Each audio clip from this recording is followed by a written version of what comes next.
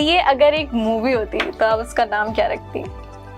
Hunger games. Oh, that's if you have read that book and read that movie, तो for example जो arena है वो हमारे लिए पेपर्स हैं। एग्जाम्पल FAR1 हो गया, ऑडिट हो गया, कंपनी लॉ, ये हमारे लिए पेपर्स हैं। और फाइनली उसका रिवॉर्ड अच्छा है, ROI is good. CA is a tough course, but CA is not a tough course, it is a course for tough people, तो it makes you tough, CA makes you tough. आपको sports बहुत पसंद है, तो आप sports को और CA को मैनेज कैसे करती हैं? लाइक मैं अगर अपनी बात करूं तो मैं तो अपने सारे हॉबीज़ को पीछे छोड़ देती हूँ। जब पढ़ाई का टाइम आता है तो मुझसे कुछ भी नहीं हो पाता, मैं फिर बोलती हूँ बस पढ़ाई है। तो आप क्या करती हैं, मैं आपसे जानना चाहूँगी। लाइफ लेसन जो मैंने सीखा, you have to be very resilient, कि फेलियर्स फेस करने पड़ते हैं आपको। आप अपना 100% एफर्ट भी पुट करोगे, फिर भी आपके साथ कुछ भी हो सकता है, you never know. So you can always expect the worst but prepare for the best. CA journey में दोस्त कितने इंपॉर्टेंट होते हैं? कि जब मेरे पेपर हो रहे होते हैं या रिजल्ट आ रहे होते हैं, तो मुझे अपने दोस्तों का मैसेज आ रहा होता है, each friend of mine is concerned about my result more. Sir Sajid is one of the best mentor in my life. मैं हमेशा अपने घर में हर जगह उनकी तारीफ करती रहती हूँ, वो तारीफ फेक नहीं होती। For example, if you hang around a group of 5 successful people, 5 ambitious people, you will be the 5th of them. If you hang around negative people, you will be the 5th negative person in that. तुम गिरोगे नहीं तो चलना सीखोगे कैसे, जब तक हारोगे नहीं तो संभलना सीखोगे कैसे।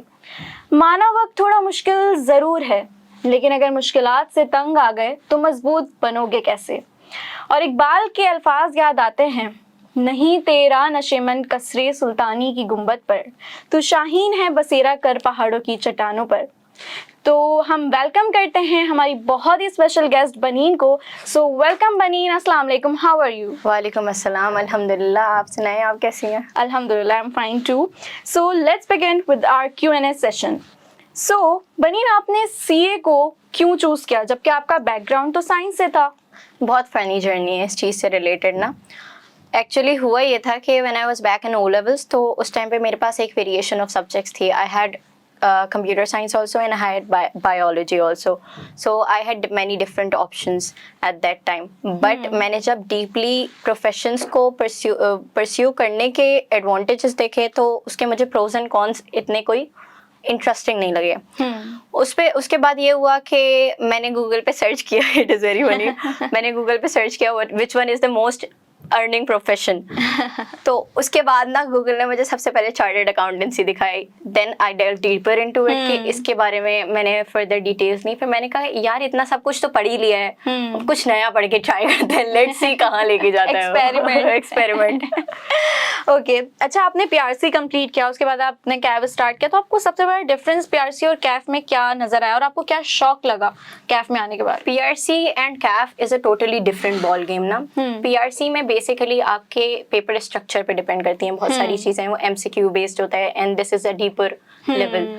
लेकिन PRC में बेसिकली ये होता है कि बहुत सारी चीजें आप पढ़ के आए हुए होते हो, तो आपका कॉन्फिडेंस बूस्ट हो जाता है। But in Kaif when there is a different diversity of students, वो सब एक सेम पेज पे होते हैं और उनका जो होता है सबका हिसाब किताब एक ही जैसा होता है कि सबकी हालत बुरी होती है। तो Kaif is a totally different ball game और उसमें आपको कंसिस्टेंसी के साथ पढ़ना पड़ता है। ठीक बात है। अच्छा, अगर मैं पूछूं कि आप A levels, क्योंकि आपका बैकग्राउंड था, तो A levels और कैफ का डिफरेंस आपके नजदीक क्या है? For me because I have studied in, जैसे मैं आपको बताती हूँ कि O levels में आप एक चीज़ 3 साल में कंप्लीट कर रहे हो, ठीक है। A levels में आप वो चीज़ 2 से 1 साल 1.5 साल में कंप्लीट कर रहे हो। लेकिन when you step into CA, फिर आपके पास सिर्फ 6 मंथ्स होते हैं एंड दैट टू अगर आप उसको पूरा काउंट करें तो वो 6 मंथ्स ही नहीं होते।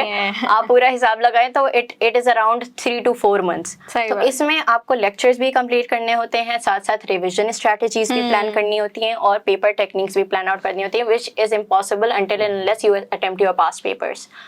तो इसमें टाइम कम होता है सबसे ज्यादा, आपका टाइम मैनेजमेंट अच्छी होनी चाहिए। Time management, absolutely right. अच्छा, अगर एक लाइन में आप अपनी सीए जर्नी को डिस्क्राइब करना चाहें तो लाइन क्या होगी? एक लाइन जैसे कि देयर इज दिस स्टीरियोटाइप कि CA is a tough course, but CA is not a tough course, it is a course for tough people. So it makes you tough, CA makes you tough. That's nice. अच्छा, अब तक CA journey में आपने क्या lesson सीखा, life lesson क्या सीखा आपने? लाइफ लेसन जो मैंने सीखा, you have to be very resilient, कि फेलियर्स फेस करने पड़ते हैं आपको, आप अपना 100% एफर्ट भी पुट करोगे, फिर भी आपके साथ कुछ भी हो सकता है, you never know. Yes. So you can always expect the worst but prepare for the best. Right. अच्छा, अगर मैं आपसे पूछूं कि आपको, क्योंकि आपने मुझे बताया था आपको स्पोर्ट्स बहुत पसंद है, तो आप स्पोर्ट्स को और सीए को मैनेज कैसे करती हैं? लाइक मैं अगर अपनी बात करूं तो मैं तो अपने सारे हॉबीज को पीछे छोड़ देती हूँ. जब पढ़ाई का टाइम आता है तो मुझसे कुछ भी नहीं हो पाता, मैं फिर बोलती हूँ बस पढ़ाई है. तो आप क्या करती हैं, मैं आपसे जानना चाहूंगी. There is this thing about balance.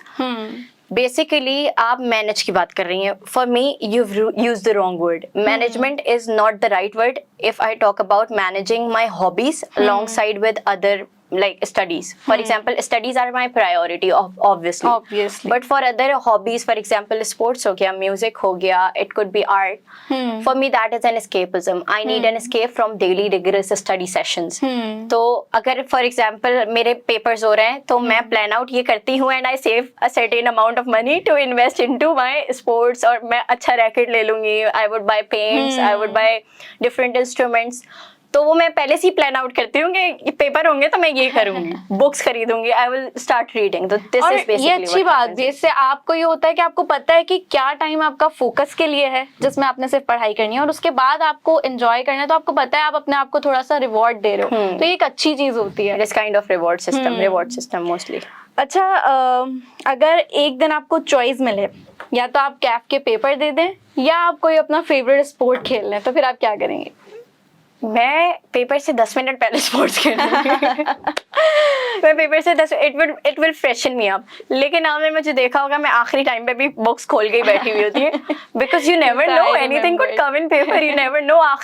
बहुत बार ऐसा होता है कि आप आखिरी लाइन भी रीड करते हो और वो पेपर में आ जाती है. अच्छा, अक्सर इस बार भी मेरे साथ भी हुआ था. मैंने जो आखिरी दिन में चीजें बस एक बार खोल के देखी थी ना, वो पेपर में आ गई थी. तो मुझे ये हुआ था कि सिलेक्टिव स्टडी नहीं हुई, ये अच्छी चीज हो गई. तो ये अच्छी बात है. होता है. अच्छा, अगर मैं फ्रेंडशिप के बारे में आपसे पूछूं तो आपको क्या लगता है सीए जर्नी में दोस्त कितने इंपॉर्टेंट होते हैं? I think friends are very important throughout your whole life. I would not have been here had it not been my friend circle, had it not been my supportive parents. तो हर तरफ से जो आपका circle होता है ना, उसकी support आपके लिए बहुत इंपॉर्टेंट होती है. फॉर एग्जाम्पल जो हमारे, for example I will give you an example and this is so sweet of my girls, कि जब मेरे पेपर हो रहे होते हैं या रिजल्ट आ रहे होते हैं तो मुझे अपने दोस्तों का मैसेज आ रहा होता है, each friend of mine is concerned about my result more than me. जो आपकी ए लेवल्स की फ्रेंड्स थी? All of my friends from O levels, from A levels, from CA also. I have made very beautiful friendships during this duration also. I found you too. Means you are lucky in friendships. Yes, I am. इसके ऊपर एक और I would say quote one thing कि आपकी basically you attract the kind of energy you emit. If there is any negative energy which is pulling you down, then you have to kick it out from your life. This is very raw and very simple. You have to simply kick it out because it is not a long term benefit for you. तो आपको ये करना पड़ता है कि you have to surround yourself with good people. लोग आपके साथ वैसे. For example, if you hang around a group of 5 successful people, 5 ambitious people, you will be the 5th of them. If you hang around negative people, you will be the 5th negative person in that group. और मैं तो कहती हूँ negative लोगों को तो हटा ही देना चाहिए लाइफ से, क्योंकि वो हटा तो नहीं सकते, लेकिन इग्नोर करना चाहिए. इग्नोर और थोड़ा स्पेस आपको बना लेना चाहिए उनसे ना, ताकि आप थोड़ा पीस में रह सकें. अच्छा, क्या आपके साथ कोई ऐसा यादगार या फनी मोमेंट हुआ है जो आपके फ्रेंड्स के बगैर पॉसिबल ना होता? फ्रेंड्स के बगैर पॉसिबल ना होता. आई रिमेम्बर कि हर बार यही होता है कि when I was back in O levels, तो I had this speech जिसके लिए मेरी प्रिपरेशन कोई नहीं थी. When I entered the school, तब मुझे पता चला कि मुझे अब स्पीच देनी है जाके. तो वहाँ पे मेरे फ्रेंड्स ने बोला कि यार तुम कर लोगी, you will just do it. तो when I was stepping into this profession, सबने मुझे बोला it is very tough, but there were a lot of people, they were saying it is tough but you deserve it, तुम कर लोगी. तो I think that friends do play a huge role. और बहुत सारी उल्टी सीधी हरकतें भी होती हैं. और ए लेवल्स में तो खास तौर पे मैंने सुना है कुछ होती हैं. वो इस तरीके की होती हैं कि friends are there for me for supporting. हम लोग कोई मतलब स्टेज पे जाके स्पीच देना होगा, कोई डम आइडिया होगा, we would always raise it up there. So that is it कि आपका जो बेसिकली जो आपको कभी कभार लग रहा होता है ना कि आइडिया दिस इज वेरी डम फॉर यू, बट जब आप एग्जीक्यूट कर देते हो मे बी आपको वो अंदाजा आपका होता रूट है। बन जाए, you never know. For example आप जब पॉडकास्ट स्टार्ट कर रही होंगी आपको भी लगा होगा दिस इज वेरी डम, मैं जस्ट ये कहने ही वाली थी, आपने मेरे मुंह की बात छीन ली है। दिस इज वेरी डम, लेकिन now you are sitting here and माशाल्लाह से it is performing very well. Yes. And बस और ये बेसिकली उन स्टूडेंट्स के लिए भी गाइडेंस है जो हमें देख रहे होंगे, जो समझते हैं कि दिस इज नॉट, सब बोरिंग लोग होते हैं, बहुत टफ है। अच्छा, यही चीज ना, हम बहुत सारे थॉट्स आते रहते हैं दिमाग में, लेकिन पता कब चलेगा कि आप कितनी केपेबल हो? जब आप उनको प्लान्स को एग्जीक्यूट करोगे। बहुत से लोग सोचते तो बहुत कुछ है लेकिन करते कुछ भी नहीं है। तो मतलब मैं ये लोगों को भी कहना चाहती हूँ कि भाई अगर आपके कोई आइडिया आ रहे हैं, अगर आपके कोई मेंटोर्स हैं तो आप उनसे डिस्कस करें। Like honestly speaking, sir Sajid is one of the best mentor in my life. मैं हमेशा अपने घर में हर जगह उनकी तारीफ करती रहती हूँ और वो तारीफ फेक नहीं होती, क्योंकि वो मुझे अपलिफ्ट करते हैं। मेरा पैशन था शायरी का, एज यू नो के पीपी की क्लासेस में मैं कितनी शायरी करा करती इस थी। पे मैं गो हेड दे दूं कि मुझे शायरी नहीं समझ आती, but with the confidence that you step on the stage और जिससे आप डिलीवर कर रही हैं, दैट इज रिमार्केबल और दैट शुड बी परस्यूड। और बहुत ज्यादा अच्छी चीज है ये कि आपको उस चीज के लिए इनकरेज करा है। तो मैं पहले लिखती थी बहुत कम, कभी कभार, और सीए में आने के बाद यू नो कि हमारे पास टाइम कितना कम होता है। लेकिन सर ने जब मुझे अपलिफ्ट किया ना कि मतलब इतना, और फिर मुझे शायरा मशहूर कर दिया, तो मुझे ना एक बूस्ट मिला। फिर मैं और लिखने लगी और मजीद अच्छा मेरी इंप्रूवमेंट हुई। मतलब उर्दू में, क्योंकि उर्दू तो हमारा कोई सब्जेक्ट ही नहीं है, अब उर्दू छोड़े हुए इतना टाइम हो गया, इंटर में पढ़ा था, लेकिन फिर भी अब मेरी उर्दू ना इतनी इंप्रूव होती जा रही है, तो मुझे खुशी होती है। और इसका सारा क्रेडिट मैं सर साजिद को देती हूँ। अगर वो मुझे अपलिफ्ट ना करते तो शायद मैं इतना ना लिखती। तो ये उनका बहुत मैं एक शुक्रिया अदा करना चाहूंगी। We have been blessed with good principles. Like I have always been blessed with good mentors who have uplifted me. अगर आप कोई डम आइडिया भी उनके पास लेके जाओ ना, they would encourage you. और वो चीज लॉन्ग रन में आपके लिए कॉन्फिडेंस बूस्ट कर देती है। अच्छा, आपके लिए फेलियर का मतलब क्या है, और कभी क्या आपको फेलियर फेस करना पड़ा है, और अगर करना पड़ा है तो आपने खुद को कैसे मोटिवेट किया है फिर? For me, the word failure does not exist. Okay. Why? Because I personally think that if you are facing a certain failure or a phase of life, that is your experience.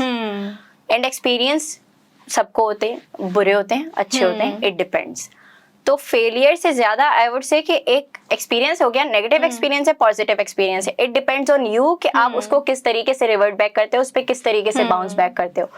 तो for me the word failure does not exist, क्योंकि आपको पता होगा exam से पहले मेरे साथ हमेशा कोई ना कोई हेल्थ इश्यू हो जाता है। तो this is how you have to. और फेलियर पे जो लोग संभल जाते हैं ना, मैं कहती हूँ वो फेलियर को समझते हैं कि फेलियर आपको सिखाने आए। लेकिन जो लोग अगेन दोबारा एक ही मिस्टेक रिपीट करते हैं, तो फिर मैं कहती हूँ कि उनको फेलियर का मतलब ही समझ नहीं आया। It is a learning lesson for you. Failure is mostly your learning lesson.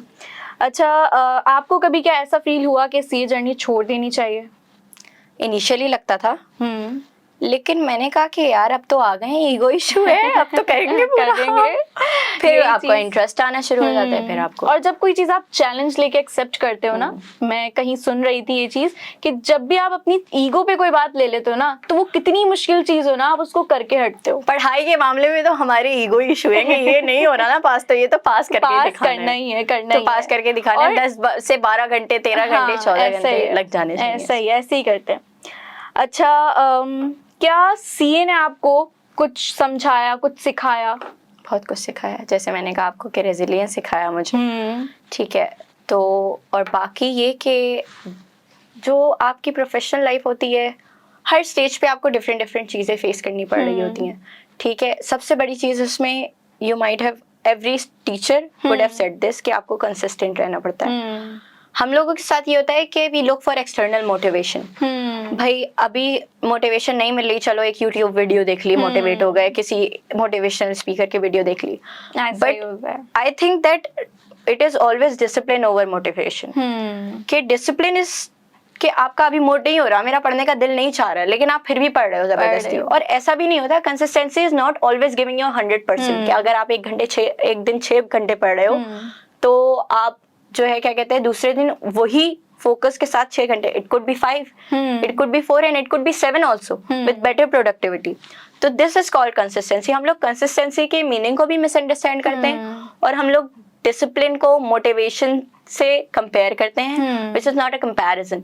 Discipline होना हमारी लाइफ में जरूरी है रादर देन बहुत मोटिवेशन। जरूरी है। सही बात है। खुद ही मोटिवेशन लानी पड़ती है। हाँ। कोई एक्सटर्नल सोर्स पे आप मोटिवेशन पे रिलाई करोगे तो किसी ने आपको नेगेटिव बात बोल दी आप उससे अफेक्ट हो जाओगे, पॉजिटिव बोल दिया आप उससे अपलिफ्ट हो जाओगे। और जब डिसिप्लिन लाइफ में होता है ना तो टाइम आपके पास बहुत बच रहा होता है। अगर मैं सुबह वाली रूटीन अपनी फॉलो करती हूँ ना, जिसमें मैं फजर में उठती हूँ, उसके बाद मुझे दिन बहुत लंबा लग रहा होता है और मुझे लगता है इतना टाइम है मेरे पास, फिर मैं ये भी पढ़ लेती हूँ। इसमें वो एक भी पढ़ दूसरा लेती हूँ। फैक्टर भी है ना कि you know your optimum time to study. बहुत सारे लोगों के लिए वो रात होता है, बहुत सारे लोगों के लिए सुबह होता है, दिन होता है। For me during the day I want to sleep. जब मैं खाना खा लेती हूँ ना मुझे नींद आती है। खाना खाने के तो बाद सुबह पढ़ाई होती है या रात में पढ़ाई होती है मुझसे पर्सनली। बहुत सारे लोग ऐसे होते हैं जो रात में पढ़ रहे होते हैं, जो सुबह पढ़ रहे होते हैं। बट एक routine रखनी है यू शुड आपको। लर्न योर ऑप्टिमम टाइम कि आपकी कैपेसिटी क्या है और आप कितना उसको एक्सटेंड बात कर है, सकते सही हो, बात है। कहाँ तक एक्सटेंड और मैं कहती हूँ एक रूटीन रखनी चाहिए। मतलब ये नहीं कि अगर आप नाइट आउल हो तो एकदम आप जो है ना मॉर्निंग पर्सन बन गए हो, नहीं। अगर आप नाइट आउल हो तो आप वो ही रहो, आप किसी और को देख के कॉपी अपना मत करो। productivity हाँ, time। आप अपने आप को देखो आप कब ज्यादा अच्छे से कर पा रहे हो।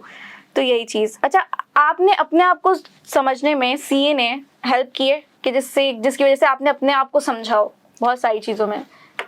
आई थिंक अब ये थोड़ा सा डीप जाएगा कि एक बंदा ना अपने आप को ट्रूली नहीं समझ सकता, सही है। There is always layer over a person, ठीक है। आपके एक पूरा एक्सपीरियंसेस, space है। जब आपके एक्सपीरियंसेस होते हैं ना तो उसके बाद आपको रियलाइज होता है कि मैंने तो सोचा था मैं ऐसे रिएक्ट करूंगी लेकिन मैंने ऐसे रिएक्ट किया। फिर उसके बाद मैंने तो सोचा था मैं इसके बाद इस तरीके से बाउंस बैक करूंगी लेकिन मैंने ऐसे किया। तो you figure out yourself along the way. You can never know yourself truly, and there is always a room for improvement and always a scope for learning. So this is the thing. Okay. अच्छा, अगर आप अपने past वाली बनीन को एक advice देना चाहती कैफ से पहले, तो वो क्या एडवाइस होती है? कैफ से पहले I would say that it always gets better. और मैंने आपके साथ ये भी बोला होगा there is always a September attempt to March attempt. But then again जिस तरह बुरा टाइम अच्छा नहीं हमेशा नहीं चलता, वैसे ही अच्छा टाइम भी हमेशा नहीं चलता। सही बात। तो अगर आप कुछ चीज फेस कर रहे हैं तो it always gets better. And there is always better reward for you. You just have to give your 100%. और पेशेंस आपको अपने अंदर बहुत लानी होगी। You just have to learn. Maybe I learned it along the way too. Baneen, seniors और mentors का role आपकी सी जर्नी में कैसा रहा है या आपकी पूरी लाइफ में ही? As I've told you before, और आपने भी मुझे बताया कि सर साजिद की यहाँ पे बात हो रही थी फॉर एग्जाम्पल, तो I have always been blessed with different teachers जो कि उन्होंने मुझे इनकरेज ही किया है मेरी जर्नी में। And them boosting their self esteem brings you to another world. आपको जो चीज़ नहीं लग रही होती ना कि आप ये चीज़ कर सकते हो, आप वो चीज़ कर जाते हो। जैसे फॉर मी पर्सनली मुझे बहुत सारी चीज़ें लगती थी मैं नहीं कर पाऊंगी, but they saw potential, they appreciated it and I polished it. तो अब मैं कुछ भी कर सकती हूँ। अगर मुझे आप कोई भी टास्क दोगे I will be able to do it, because then again मुझे एक काइंड ऑफ ट्यूटरिंग वैसी मिली है। My mentors have been there for support. For example अगर मैं पेपर की रात को भी किसी टीचर को टेक्स्ट करूँ ना कि ये चीज़ मुझे नहीं समझ आ रही, they would respond to it. तो मेंटर्स अल्हम्दुलिल्लाह again I have been blessed with great mentors who have been there and I remember them. कुछ टीचर्स ऐसे होते हैं जो आपको इम्पैक्ट छोड़ देते हैं, तो I always hold them in high regard. और ये करना भी चाहिए। मैंने कुछ लोग को ऑनेस्टली देखा है जो टीचर्स की रिस्पेक्ट नहीं करते, भले वो सामने से फेक बनने की कोशिश करेंगे बट वो उनके बैक पे जो है ना उनको हमेशा बुरा कहते हैं। लाइक अगर कोई भी टीचर है जिन्होंने आपको इतना सा भी, मैं कहती हूँ इतना सा भी कुछ पढ़ाया है ना, आपको इल्म दिया है, कुछ सिखाया है, हमेशा मेरी मदर ने, मेरे पेरेंट्स ने मुझे यही सिखाया, इतना सा भी किसी ने आपको कुछ सिखाया आप रिस्पेक्ट करो। रिस्पेक्ट आपको is not even about teachers यहाँ पे ना। For example, if I am sitting with you, I get inspired from you. Okay. आपकी कुछ certain चीजें होंगी जिससे मैं pick up करूँगी और मैं बोलूँगी कि यार this person has this good thing in them which I should learn to adapt. Yes. और ये attitude अच्छा होता है। ये होना चाहिए इंसान में कि आप अगर किसी के साथ बैठ रहे हो, apart from the negative aspect, you should learn with the positive.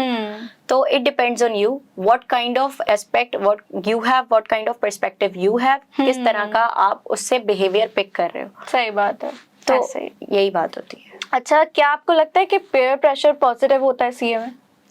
Peer pressure positive क्यों होता है यहाँ पे सीए में? पॉजिटिव भी होता है, नेगेटिव भी होता है, क्योंकि जब when you enter in this profession you would see every student studying. सब पढ़ रहे होते हैं तो एक मोटिवेशन बूस्ट भी मिल जाता है कि हमें भी पढ़ना है। ऑन द अदर हैंड सब पढ़ रहे होते हैं तो आप ये सोचते हो मैं शायद उतना नहीं पढ़ रही जितना सही मुझे बात पढ़ना है, चाहिए. हाँ. इट डिपेंड्स ऑन और वो भी होता है ना, दोस्तों को कॉल करो यार तेरा हम्म. कितना सिलेबस हो गया, वो बोलती है मैंने तो ये भी कर लिया वो भी कर लिया, वो हाँ. सामने वाला बंदा वही कॉन्फिडेंस वही डाउन. confidence. तो यही होता है कि ना मतलब पीयर प्रेशर नेगेटिव भी होता है पॉजिटिव भी होता है. इट डिपेंड्स कि आप अगर एंड टाइम पे सबको पढ़ते हुए देखोगे और सबके कंप्लीशन सही होते हुए बात है. देखोगे यू वुड गेट एंजाइटी कि मैंने क्यों नहीं पूरा किया. सही बात है. अच्छा मैं कहती हूँ उसको थोड़ा पॉजिटिव ले लेना चाहिए. लाइक अगर मैं बहुत अच्छे से भी सारी चीजें पढ़ रही हूँ ना, फिर भी जैसे अगर मैं कहीं ग्रुप में डिस्कशन देख रही हूँ कि इस बंदे ने तो ये भी कर लिया मैंने क्यों नहीं किया, फिर मुझे ना एक बूस्ट मिलता है, बोलती हूँ नहीं मुझे अब जल्दी से ये भी करना है. तो मैं उसको थोड़ा अगर नेगेटिव जा भी रही हूँ तो ना मैं पॉजिटिव लेके शिफ्ट कर जाती हूँ उसको.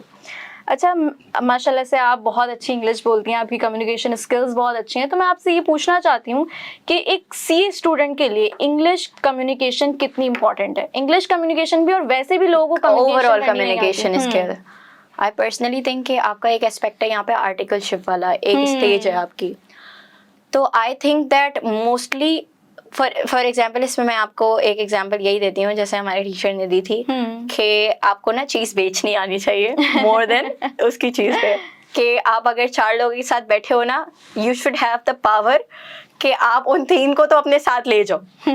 तो जैसे उन्होंने क्लास में पूछा भी था तो मेरे दोस्तों ने मेरा हाथ उठा दिया था कि she has the power like this. तो आपके अंदर ये चीज़ होनी चाहिए है कि आप सामने वाले बंदे को बैठ के उससे empathise, put yourself in their shoes and think about the situation in a way जिस तरीके से वो सोच रहे होंगे. फिर उनके हिसाब से आप उनको प्रोज एंड कॉन्स दिखाओ कि this and this is the pro. Basically ये इमोशनल इंटेलिजेंस है. Kind लोग of, अब इस पे kind of. काफी काम कर रहे हैं. काइंड ऑफ पहले तो हमारे इमोशनल इंटेलिजेंस आईक्यू को भी नहीं समझा जाता था, फिर ईक्यू आ गया तो लोग कंफ्यूज हो गए. अच्छा अगर आप अपने जूनियर्स को एडवाइस देना चाहें कि वो कैसे इंप्रूव करें अपनी कम्युनिकेशन स्किल्स या इंग्लिश में खास तौर पर मैं बोलूंगी क्योंकि ज्यादातर लोगों को इंग्लिश में प्रॉब्लम आती है, तो उनको आप क्या एडवाइस करेंगे? What I would advise is reading.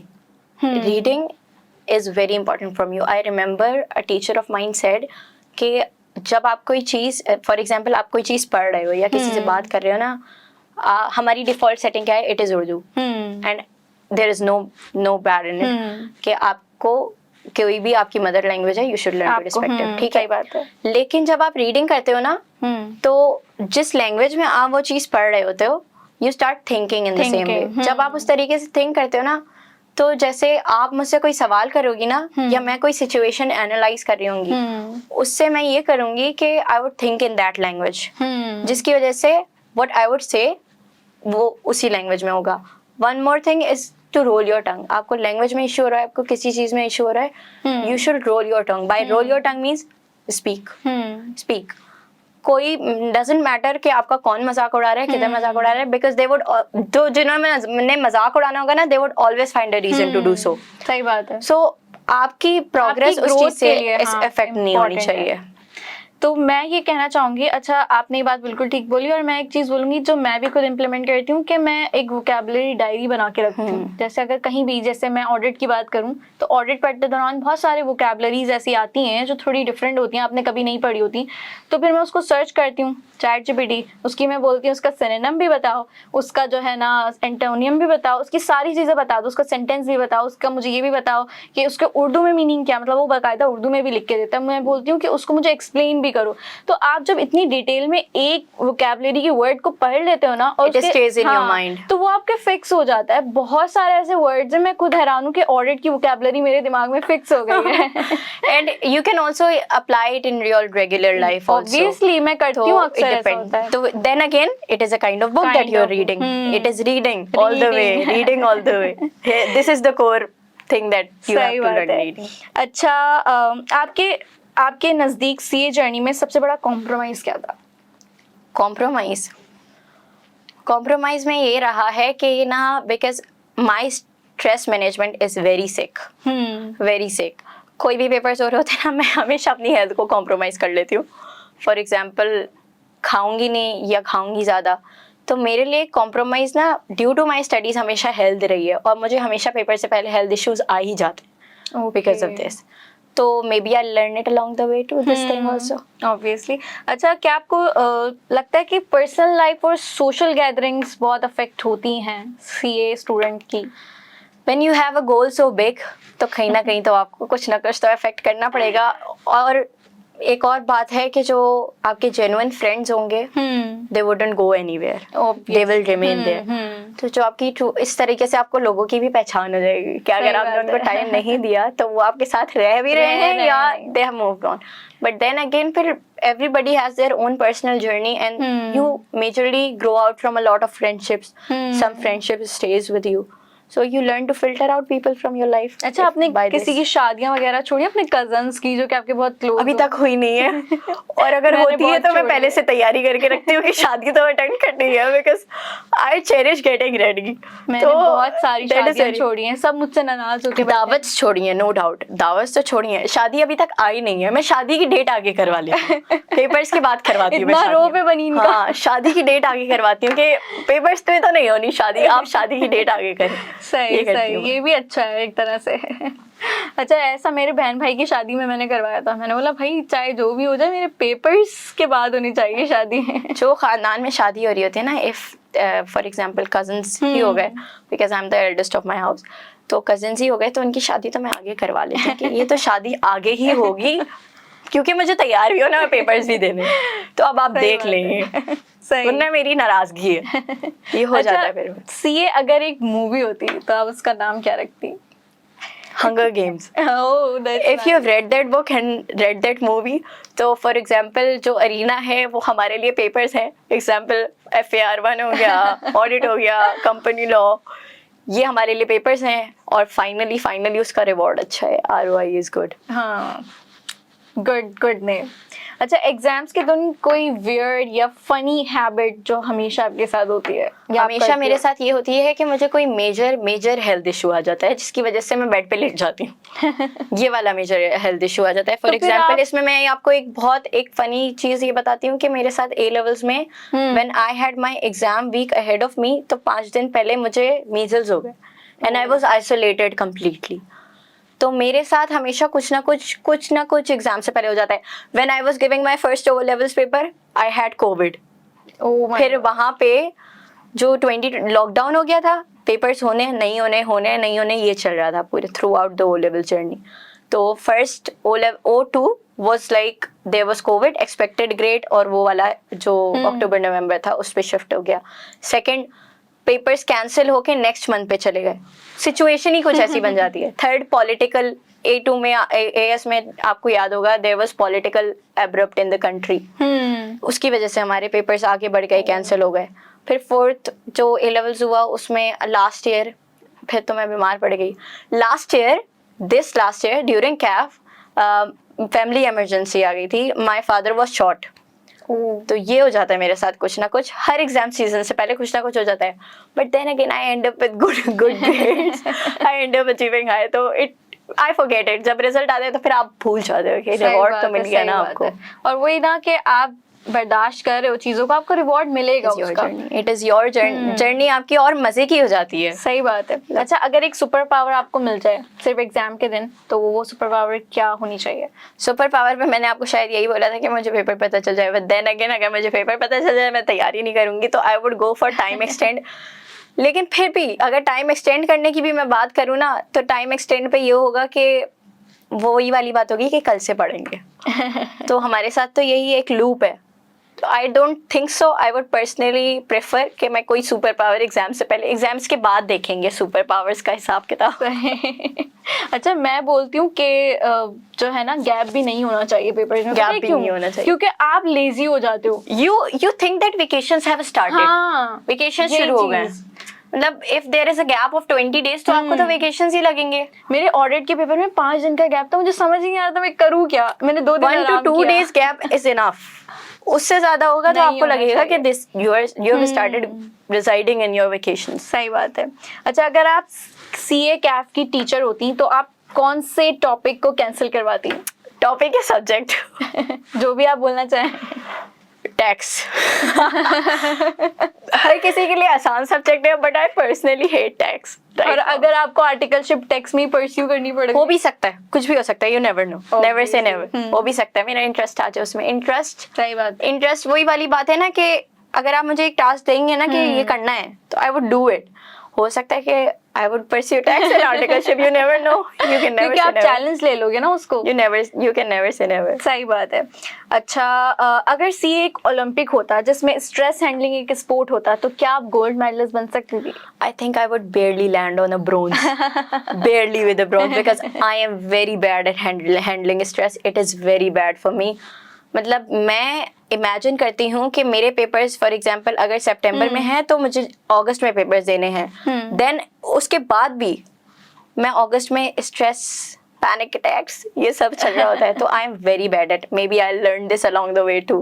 I am very bad at handling stress. अच्छा, अगर आपको एक दिन के लिए आईकैप का प्रेसिडेंट बना दिया जाए तो आप क्या रूल चेंज करेंगी?